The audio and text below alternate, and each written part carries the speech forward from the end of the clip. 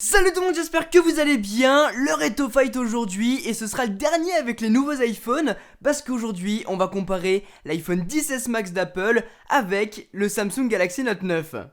Allez, c'est parti. Je vais pas faire trop long dans ce comparatif pour la simple et bonne raison que de 1, les appareils sont quasiment identiques, et numéro 2 parce que la majeure partie des différences ont déjà été citées lors de mon comparatif entre le Galaxy S9 et l'iPhone XS. Néanmoins, c'est intéressant de voir ce que valent les deux appareils les plus haut de gamme du marché pour vous faire une idée si vous hésitez entre les deux, et puis pour nous faire kiffer aussi. Déjà, ils sont superbes, verre et aluminium, verre et acier inoxydable.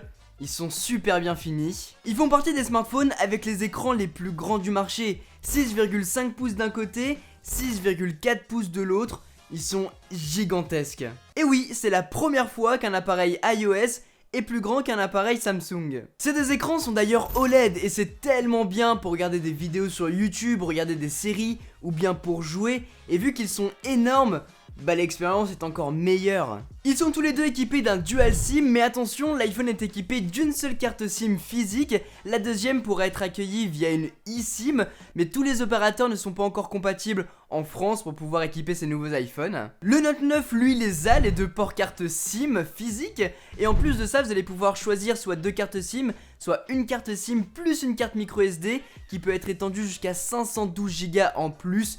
Donc au final, ça vous fait un téléphone avec 1 Go de stockage.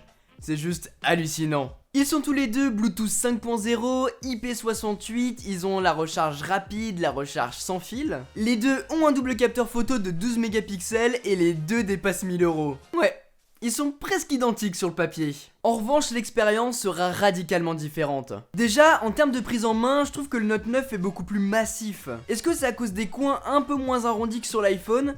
Je sais pas, mais c'est vraiment le ressenti lorsqu'on a les deux en main. D'un côté, on va avoir un énorme package d'options de sécurisation de l'appareil avec le capteur d'iris, le capteur de reconnaissance faciale, le capteur d'empreinte digitale et tout le tralala. Et de l'autre, on va avoir Face ID. C'est tout. Mais c'est tellement efficace.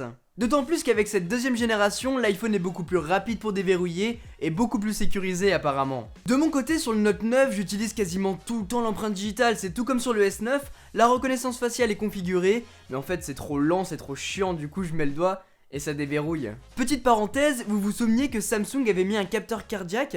Parce que je me rappelais plus et je l'ai réutilisé. Et c'est vraiment de la merde, ça fonctionne jamais. Vous l'utilisez vous ?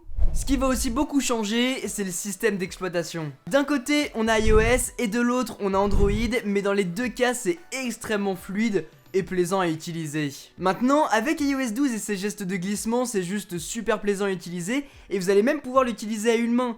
Je vous avoue qu'avec un truc aussi gros dans la main, c'est pas tellement pratique, mais par rapport à un Note 9 et ses 3 boutons de navigation en bas, et l'expérience est bien plus folle. Parce qu'ils sont bien, ils sont classiques, mais en 2018, ils commencent à être dépassés. Maintenant vous inquiétez pas, avec le S10, les choses vont bien changer. La batterie sur ces deux appareils est tout bonnement excellente. Vous allez pouvoir tenir une journée et demie, 2 jours si vraiment vous faites super attention à votre consommation.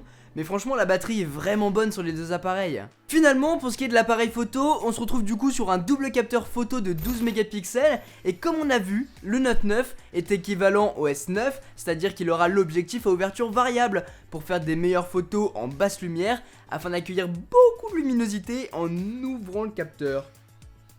Ouais, super mimique. Que ce soit de jour comme de nuit, le Galaxy Note 9 fait des merveilles. L'iPhone XS Max lui est exactement la même qualité photo que l'iPhone XS qu'on a déjà vu sur la chaîne. Du coup vous allez faire des photos vraiment géniales, superbes, surtout avec le mode HDR.